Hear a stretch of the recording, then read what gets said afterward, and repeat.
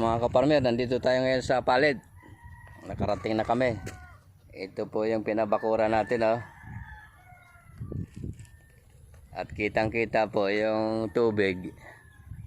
Last year hindi pa yan ganyan, hanggang doon pa yan, oh. So ang choice natin dyan, gagawin na lang ng palaisdaan yan dyan. So yung bakod natin dito, medyo risky na gawin, oh. Ayan na eh, hindi ganyan dati yan. So dito sa bandang dulo, ayan na ang tubig eh. Ginamitan natin to ng submersible. Ayan, nagawa naman, pero tumaas na ulit ang tubig ngayon. Mukhang ito na lang siguro yayarihin niya kasi namaya sinta na. Bubuhusan na lang to. Stop na muna natin. So yung choice doon, binisita na ito ng BIPAR, maglalagay sila dito ng floating backhoe.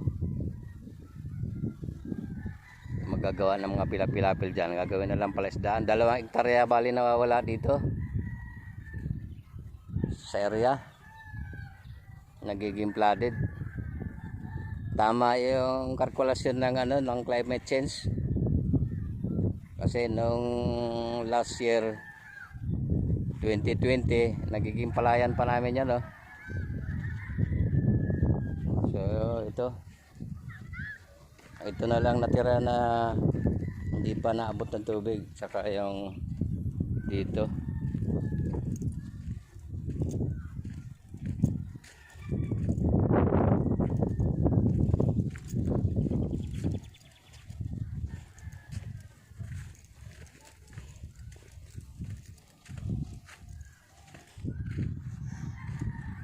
Ito si Harold, yung aming apo.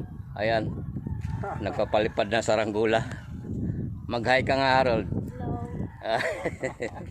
At ito si Bro Greg, yung siya yung pinagkakatiwalaan dito ni Commander. Ayan na po yung ating bakod.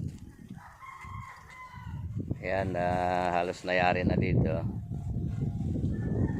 Ito na lang natira na hindi na flood.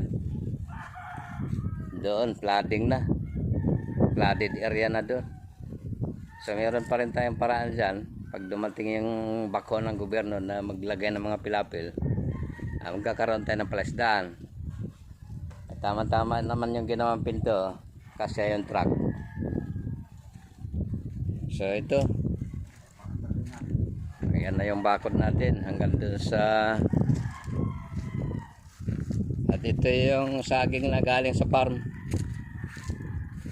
Ayan, pinatanim ko to nung last week. Ayan, tingnan natin kung aangkop dito yung lakatan sa kayang yung latundan. Mahigit 100 yata itong napatanim dito. So ngayon, magiging bakante to. Nag-iisip ako ng paraan, baka tamna natin siguro to ng pinya.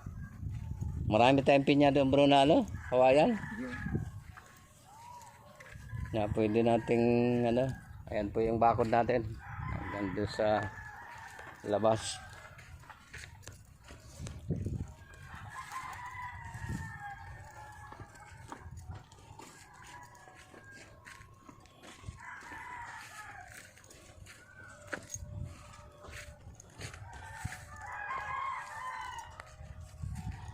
Ano po yun, tabalang saging ni Jess? Mukhang angkop naman ang saging. Pero kung mayroong malaking pira, bro, pwede itong pwedeng subdivision ito. Oo. Subdivision na maliit. Sana. Nga lang, nabawasan na doon. Ang laki na nang nabawas pala ng ng tubig. Pataas yung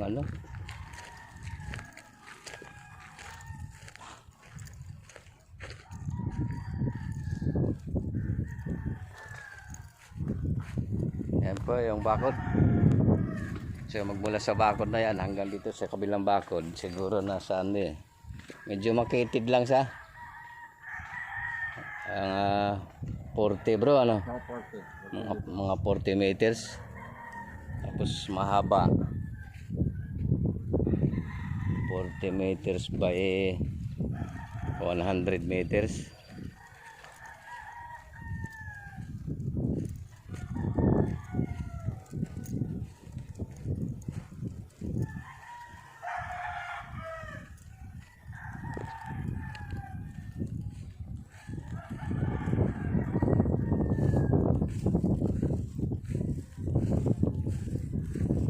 Ito po yung ating gate. Pasok din naman yung truck dito sa gate.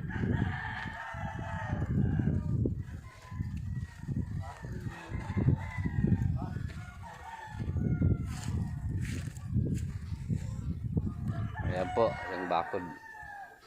Ayan yung mga karatig dyan, may mga bakod na rin. Gagandahan yung bahay.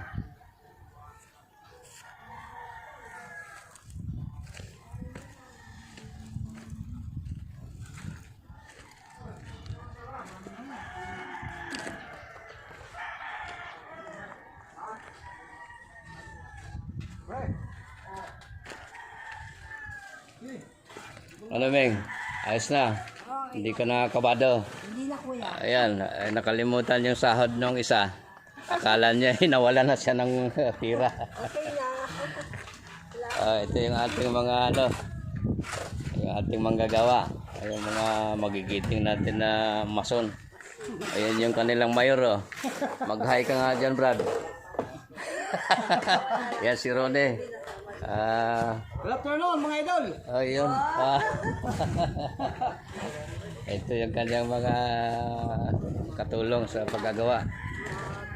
Malaking bagay yung mga nagko-construction. Yan ang bumubuo ng ating mga building. Kung wala yung mga yan, wala tayong mga kabahayan. Malaking bagay yung mga yan.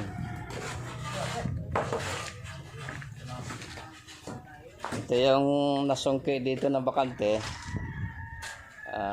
Parang triangle formation tong natirang pwede rin tong gawing plano dito gawin na lang tong bodega, pero mas maganda bodega sa ilalim tapos apartment sa taas. Ayan, maririnig ni boss yan. So ito po yung right of way palabas.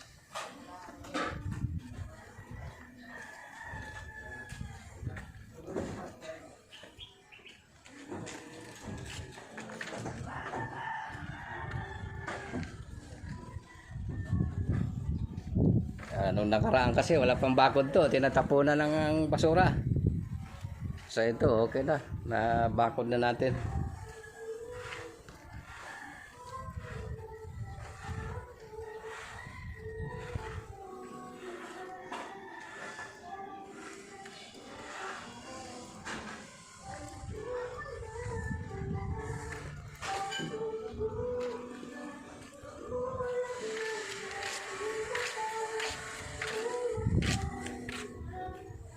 Dito yung ating sasakyan.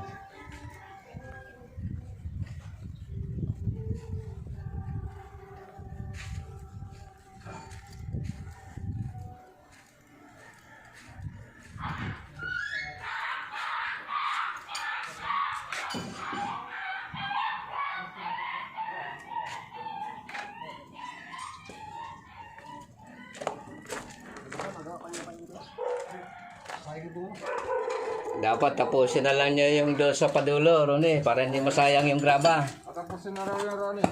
Kali. Para hindi masayang ba yung graba. Ayo. Saka hindi kakalawangin yung doon. Sabihin ko na lang kay Commander. Oh. Ikaw po yung sinasabi ko. May gamit ako, mayroon pa mga materialis. Oo. Sayang po yun. Nakita mo yun. Pero yung gagawin pa niya yung padulo, may ulan tayo ngayong Itong bandang, baka bukas yan, mag-uulan na yan. Tataas na ang tubig dyan. Pare, basa mo ito pa. Mapataas po ang tubig dyan, mga July, Ugo. Dapat habang wala Ito pa yung dapat mo. maglagay na ng mga materialis. Ito susunod mo. Habang wala pang ulan, maglagay Bakit ko na lang ako mag-gate niyan, bro? Ay, paano? Mm.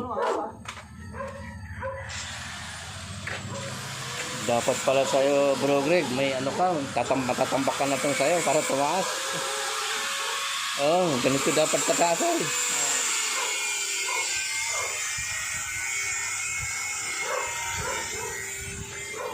Sige po, hanggang dito na lang at masyadong mapahaba yung ating video.